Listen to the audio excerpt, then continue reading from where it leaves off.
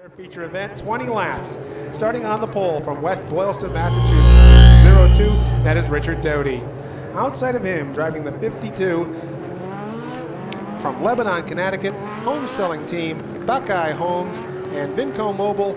It's the sponsor for the 52 of Lebanon, Connecticut's Mark Bakaj.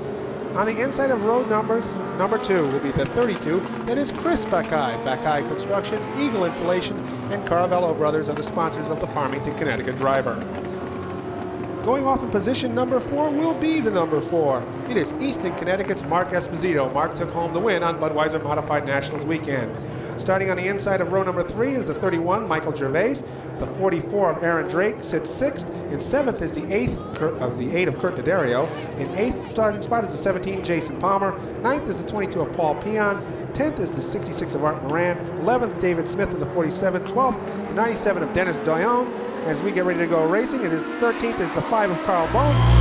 The 03 of Brian Ouimet sits in the 14th spot. At the front now, it is the 52 of Mark Bakaj. He jumps that creamsicle colored car out to the lead on the 02 of Doty.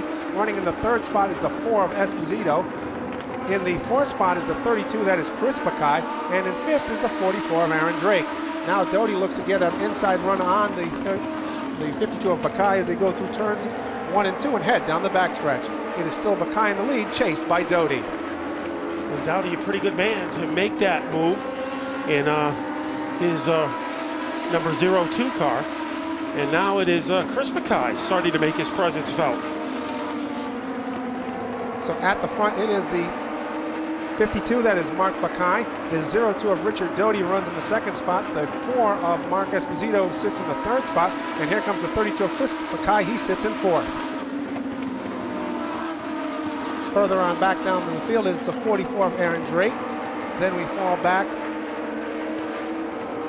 It is this Art Moran Jr. off to a nice start in car number 66. He is about in 9th place right now. Now it is Doyon in car number 97. He is right behind Moran, but the drum major at the top of the field blazing the trail continues to be Chris Bakaj in car number 52. As it has been since the start, it's the 52 of Mark Bakaj. Mark Bakaj leading the way.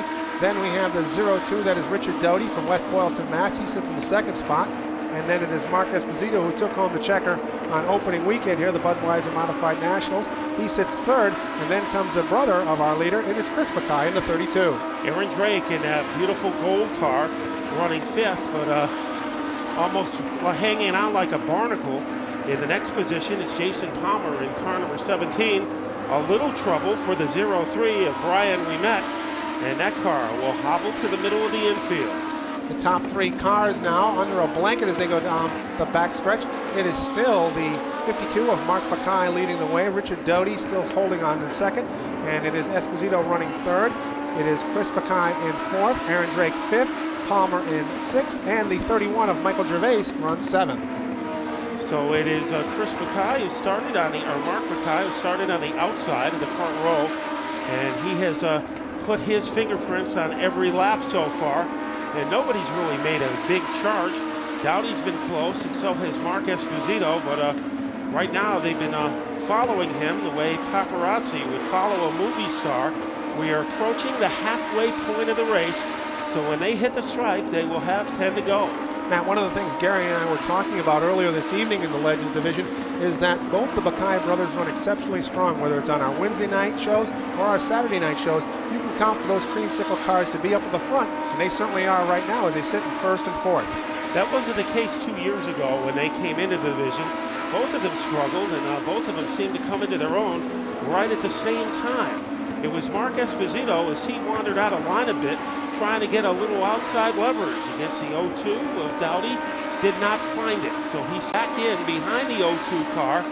So it has been on cruise control for Mark Bakaj. He could almost have driven the first 12 or 13 laps blindfolded. That's how dominating and that's how easy he has made it look.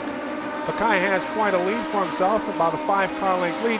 That is not the case for the 2nd and 3rd spots, where Doty still holds on to the 2nd spot. He is challenged a bit there by the 4 of Esposito, and Chris Bakaj has closed it up a little bit as they go down the backstretch. Marty Bowen, a lap car, goes to the bottom of the track and gives our front runners plenty of room. And it has been, Waterford Speedbowl has been turned to the easy street by Mark Bakaj in car number 52.